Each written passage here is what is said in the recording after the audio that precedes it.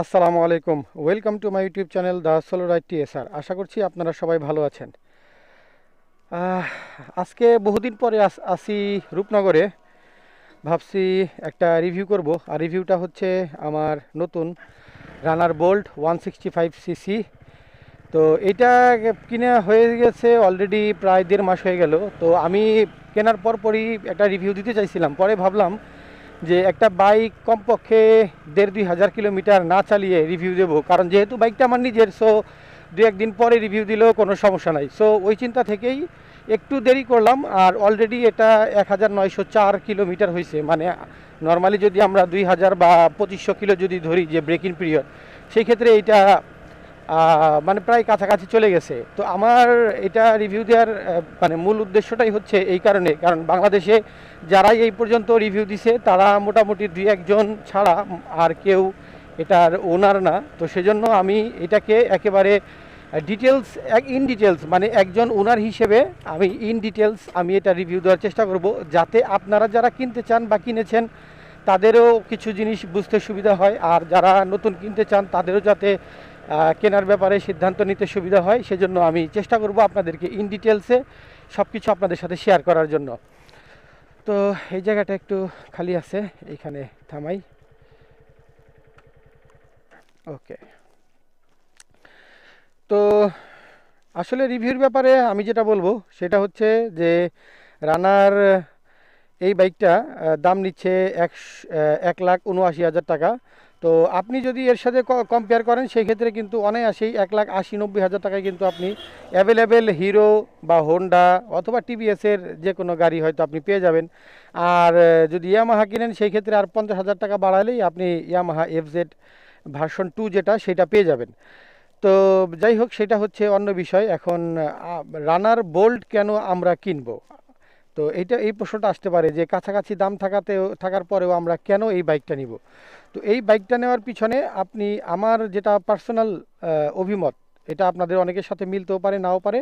আমার পার্সোনাল অভিমত হচ্ছে যে এটা কেনার পেছনে মাত্র দুইটা সবচাইতে মেজর বড় কারণ। দুইটা কারণ, এর বাইরে আর কোনো কারণ নাই। এই দুইটা কারণই হচ্ছে মানে মেইন। এরপরে সেগুলা তো হাবিজাবি আছেই। তো দুইটা মেইন কারণ, যে দুইটা, সেই দুইটা আগে আমি আপনাদের সাথে শেয়ার করি। নাম্বার 1 হচ্ছে এইটা আপনাকে রানার কিস্তিতে দিবে। অর্থাৎ আপনার একটা স্পোর্টস লুকিং একটা বাইক দরকার, আপনার এমন একটা বাইক চাই যেটা আপনি যে কোনো জায়গায় বন্ধু বান্ধব নিয়ে আপনি চালাতে পারবেন, যে কোনো জায়গায় গাড়িটা দেখতে সুন্দর লাগবে।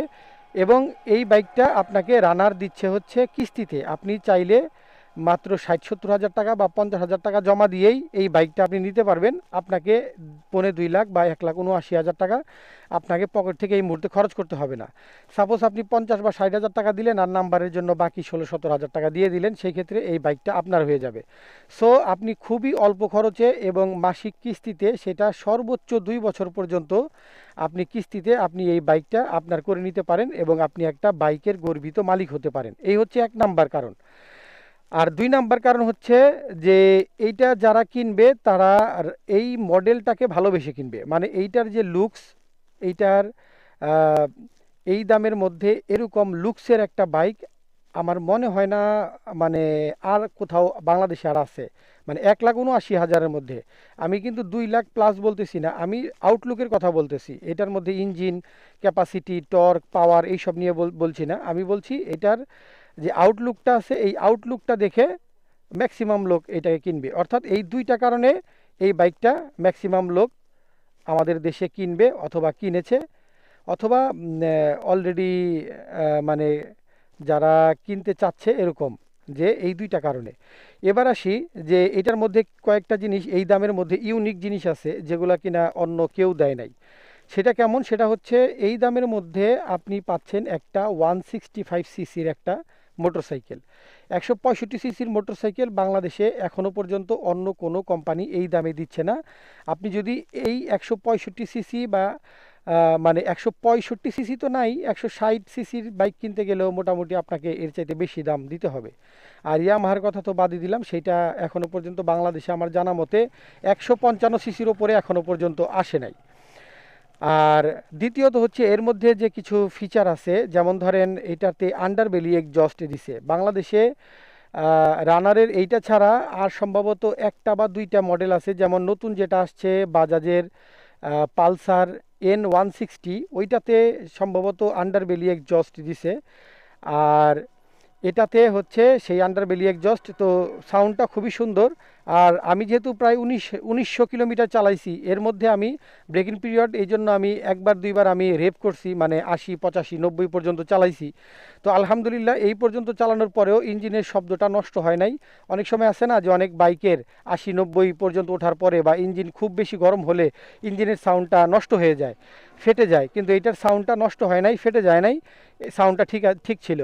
আর 80 কিলোমিটার পর্যন্ত আমি এটার মধ্যে খুব একটা ভাইব্রেশন পাই নাই, বাট 80 মানে উপরে গেলে এটার থেকে কিছুটা ভাইব্রেশন হাতে ফিল হয়, শুধুমাত্র হাতে ফিল হয়, মানে পায়ে ওরকম ফিল হয় না।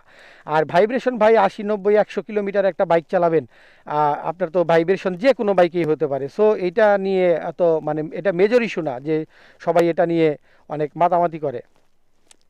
আর আরেকটা বিষয় হচ্ছে যে এটা সম্ভবত বাংলাদেশে এই সেগমেন্টের মধ্যে মানে 1.5 লাখ বা 1,60,70,80-র মধ্যে এটার যে চাকাটা, এই চাকাটা কিন্তু বেশ ভালো একটা চাকা দিছে, এবং দুটো দুটো চাকাতেই আপনার দিয়েছে হচ্ছে ডিস্ক ব্রেক। পেছনে 130 সেকশনের টায়ার দিছে, আর পিছনে এবং সামনে দুই জায়গাতে দিছে হচ্ছে আপনার ডিস্ক ব্রেক, যার জন্য আপনার ব্রেকিংটা খুবই মানে খুবই ভালো হবে।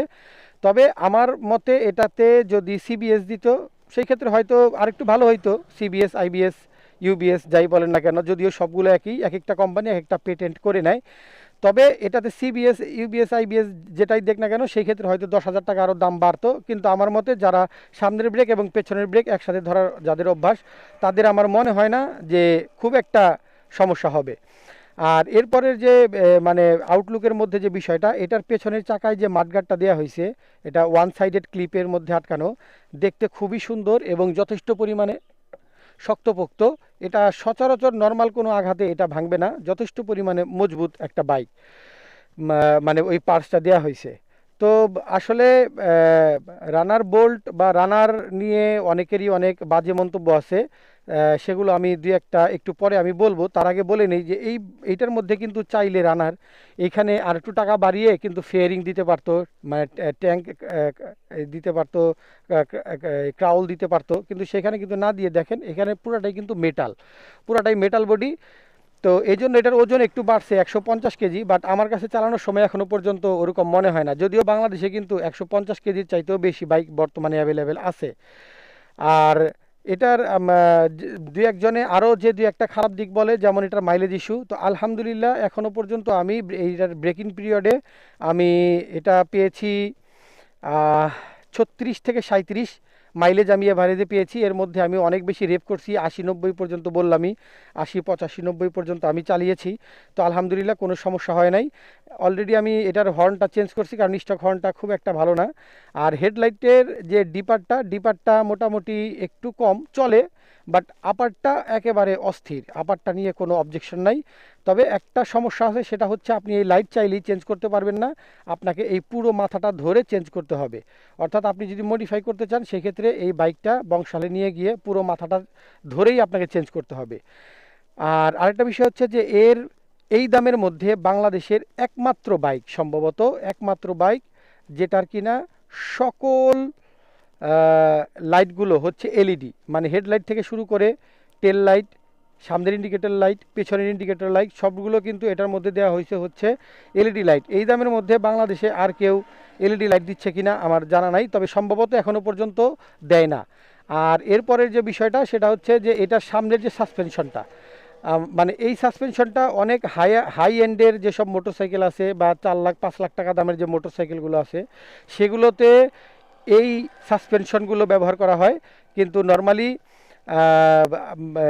মানে এত কম দামের মধ্যে সম্ভবত এইটাই একমাত্র মোটরসাইকেল যেটার মধ্যে কিনা এই আপস অ্যান্ড ডাউন সাসপেনশন ব্যবহার করা হয়েছে। তো যিনি এটা যদিও কিন্তু দেখে আপনারা অবশ্যই জানেন যে নর্মাল যেসব সাসপেনশন আছে তার থেকে কিন্তু এটার দামটা একটু বেশি। আর আরেকটা প্রবলেম আমি ইউটিউবে দেখছি, সেটা হচ্ছে ইঞ্জিন হিটিং ইস্যু, যেটা নাকি ইঞ্জিন হিট হয়। তো আসলে তারা কত কিলোমিটার চালাইছেন আমি জানি না, তবে আমার মতে একটা বাইক ব্রেকিং পিরিয়ডে, সেটা যে কোম্পানি হোক, যে বাইকই হোক, এটা আপনার একটু হলেও এটা গরম হবে। সো এটাকে ব্রেকিং পিরিয়ড শেষ হওয়া পর্যন্ত আপনাকে অপেক্ষা করতে হবে। আর দ্বিতীয়ত যে বিষয়টা আপনাকে খেয়াল রাখতে হবে, সেটা হচ্ছে এই বাইকটা হচ্ছে একটা 165 সিসির একটা বাইক। সো এইটার ভেতরের যে কম্বাসন, এটার ভিতরে যে পাওয়ার স্ট্রোক হয়, সেজন্য এটা কোম্পানি রেকমেন্ড করে হচ্ছে 20W40। তো আমি ওইটা নিয়ে একটা আলাদা একটা ভিডিও করব। তো আপাতত আপনারা যদি ব্রেকিং পিরিয়ড পর্যন্ত 20W40 আপনারা মিনারেলটা ইউজ করেন, এরপরে যদি আপনারা ইউজ করেন সিনথেটিক, সেই ক্ষেত্রে এটার হিটিং ইস্যুটা থাকবে না। তারপরেও হিটিং ইস্যুটা যাতে পুরোপুরি আপনি না পান, সেজন্য আমি একটা আলাদা করে একটা ভিডিও করব ইনশাল্লাহ। সেই ভিডিওটা দেখলে আপনারা উপকার পাবেন। তো আসলে রিভিউ দেওয়ার মতো কিছু নাই, এটা চালাতে থাকবো। যেসব সমস্যাগুলো সামনে আসবে, প্রবলেমগুলো সামনে আসবে, প্রবলেম ফেস করব, তখন আপনাদের সাথে নতুন নতুন বিষয়ে আমি শেয়ার করব। তবে এই মুহূর্ত পর্যন্ত আমার কাছে এটা ভ্যালু ফর মানি মনে হয়েছে। যারা কিনতে চান, যারা এককালীন এতগুলো টাকা খরচ করতে চান না, বা তার কাছে টাকা নাই, তারা নিশ্চিন্তে এই বাইকটা নিতে পারেন। একটু দেখে শুনে যদি চালান, ব্রেকিং পিরিয়ডটা যদি মেনটেন করেন ঠিক মতো, আমি গ্যারেন্টি দিচ্ছি ব্রেকিং পিরিয়ডেই আপনি কম বেশি 35 থেকে 37 কিলোমিটার আপনি পাবেন ইনশাআল্লাহ, কোনো ধরনের কোনো সমস্যা হবে না। আর বাকি যেসব প্রবলেমগুলো মানে আমার কাছে আসছে, বা আমি যেগুলো ইউটিউবে দেখতেছি যে হিটিং ইস্যু, মাইলেজ ইস্যু, তো এগুলো নিয়ে আমি পর্যায়ক্রমিকভাবে রানার বোল্ট নিয়ে আমি ভিডিও করব, যাতে যারা কিনতে চান, বা যারা যারা কিনে এই ধরনের প্রবলেম ফেস করতেছেন, অথবা যারা এই প্রবলেমগুলো শোনার পরে কেনার থেকে দূরে আছেন, তাদের ইনশাল্লাহ এই ধরনের মানে কনফিউশনগুলো দূর হবে বলে আমি মনে করি।